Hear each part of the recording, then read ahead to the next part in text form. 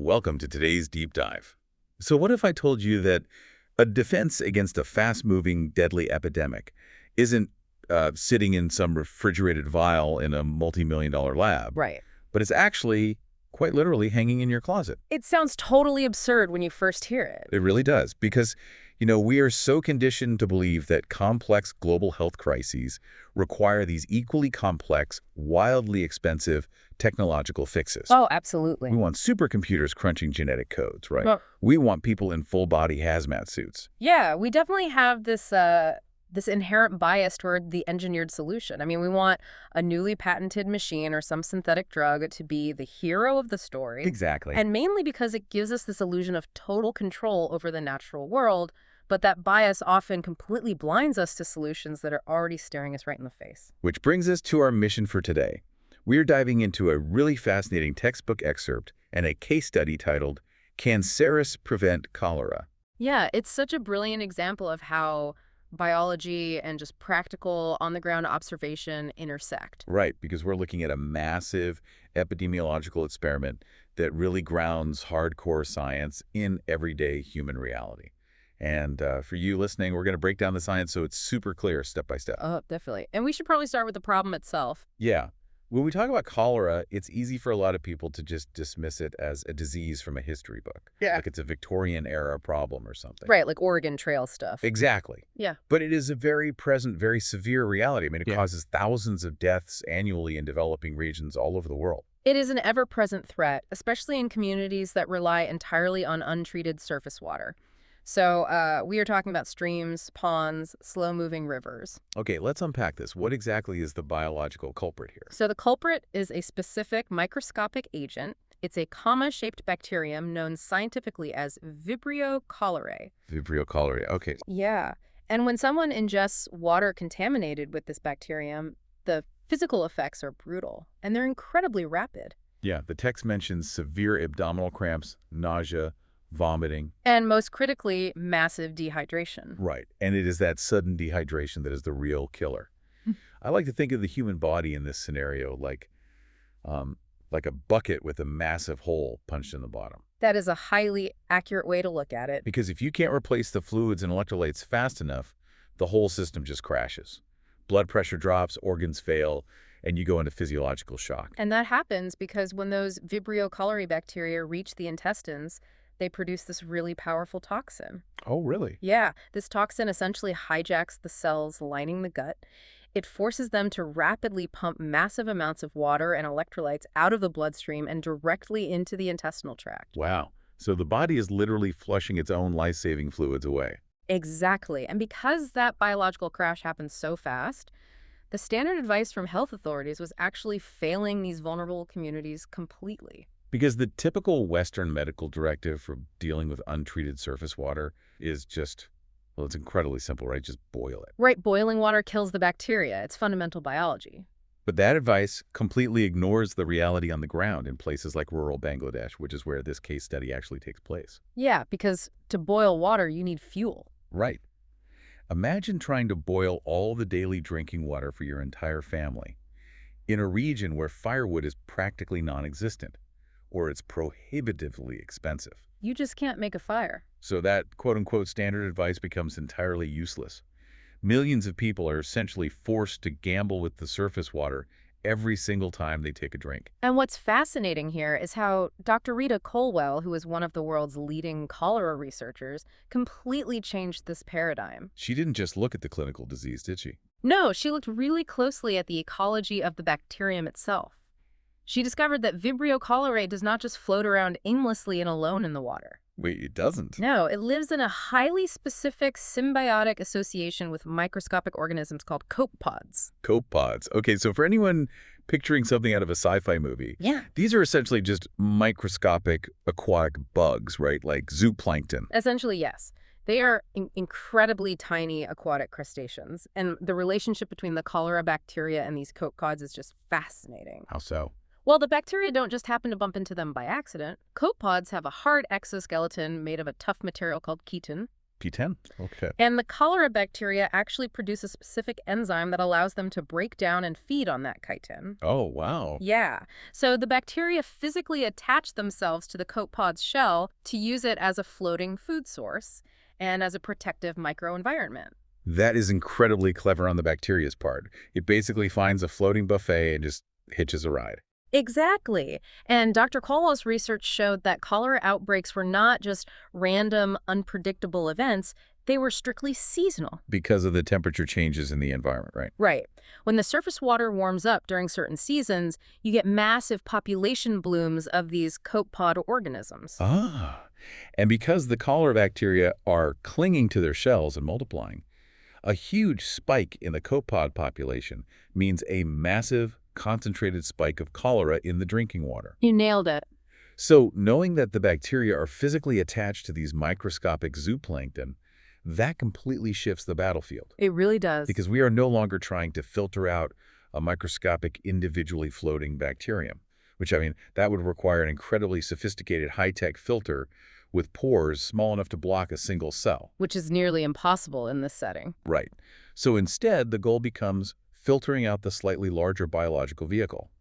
Catch the copepod, and you catch the thousands of bacteria riding on its back. Yes, you target the ecological carrier rather than the pathogen itself. And Dr. Colwell took this biological insight and applied it to what she actually observed outside the laboratory. Just by watching how the villagers in Bangladesh were actually living. Exactly. She noticed a really common domestic practice. When they prepared flavored beverages, they would often strain the liquid through a piece of fine cloth to remove impurities. And the cloth they used was typically cut from an old, discarded sari, right? The traditional, long, flowing garment worn by women in the region. Right, so she sees this everyday domestic activity and connects it to the microscopic biology. Her hypothesis is beautifully simple.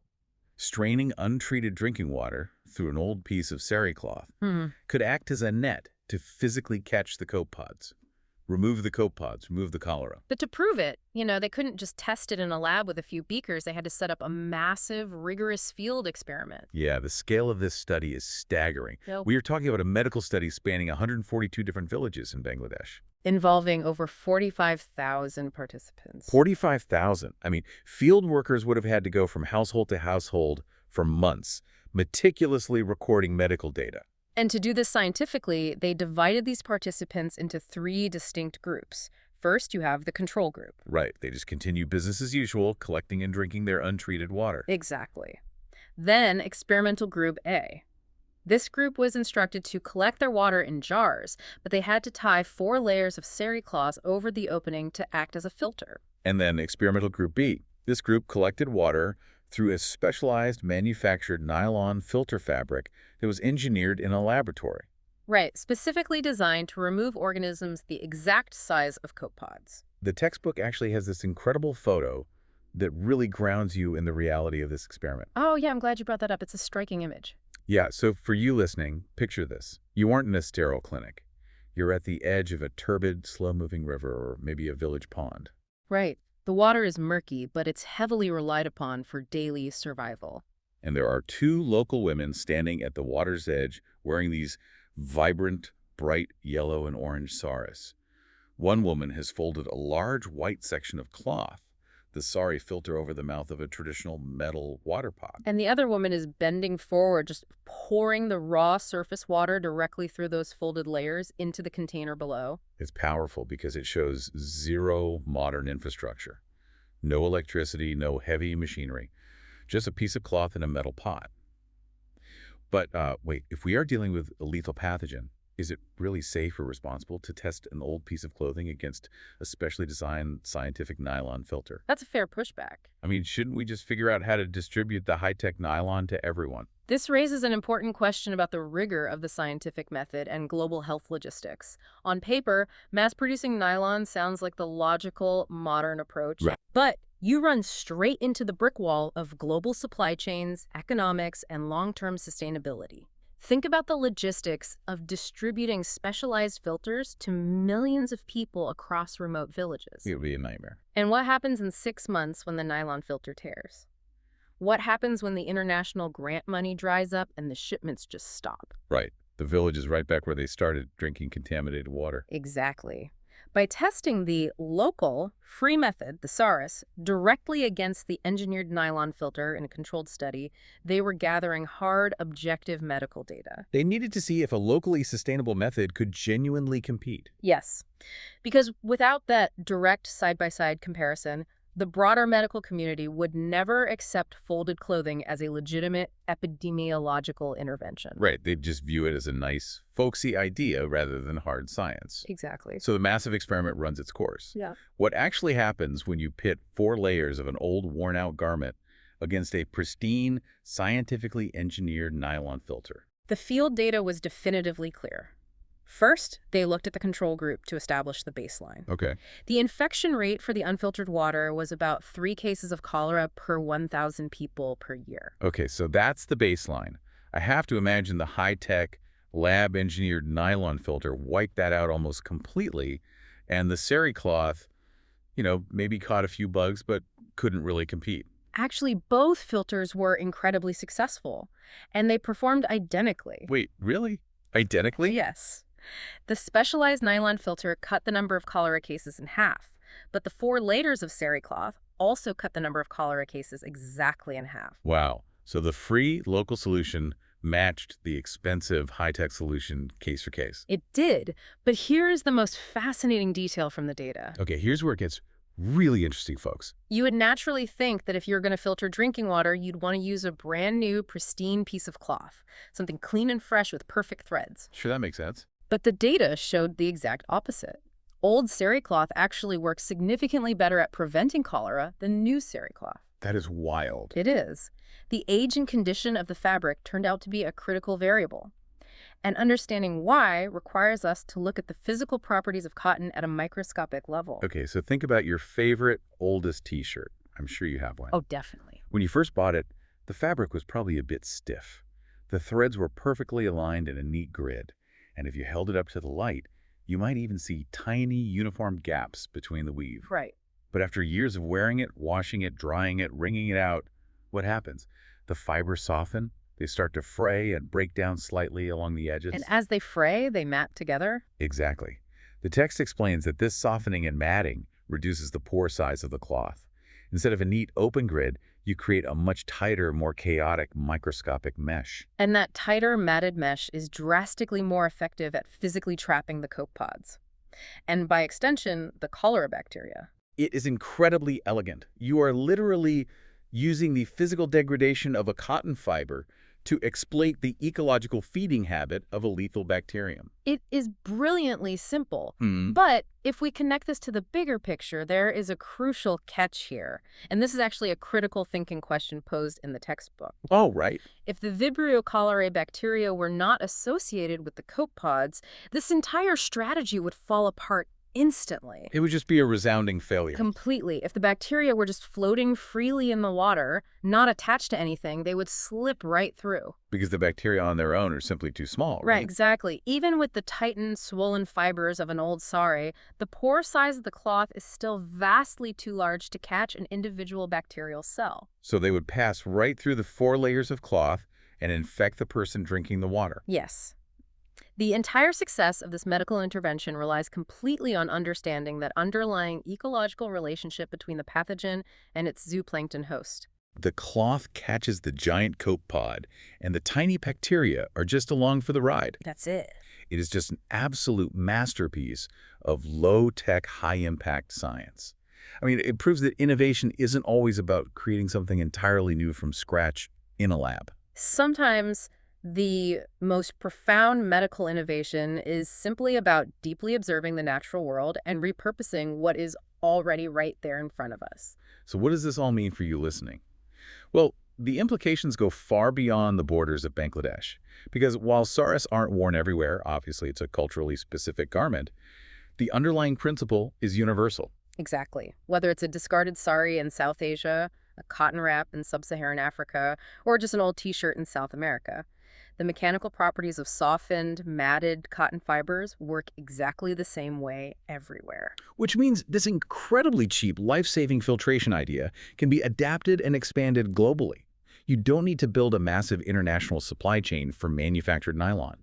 You just need to educate communities on how to use the resources they already have in their homes.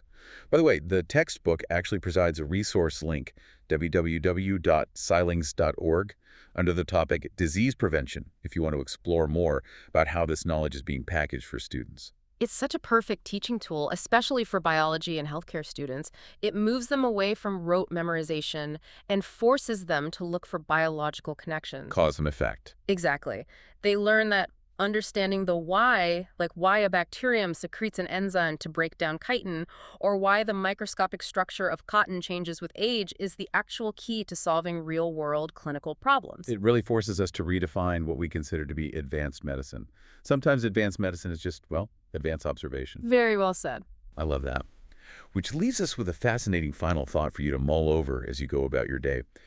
If a simple piece of worn-out cloth can disrupt a deadly global disease simply by targeting its microscopic ecological carrier, what other massive modern health or environmental crises might have incredibly simple, low-tech, locally available solutions? What other life-saving tools are just hiding in plain sight, sitting in our homes, simply waiting for someone to observe them with the right perspective? A profound question to end on. Thank you for joining us on this deep dive. Stay curious, keep observing, and we will catch you next time.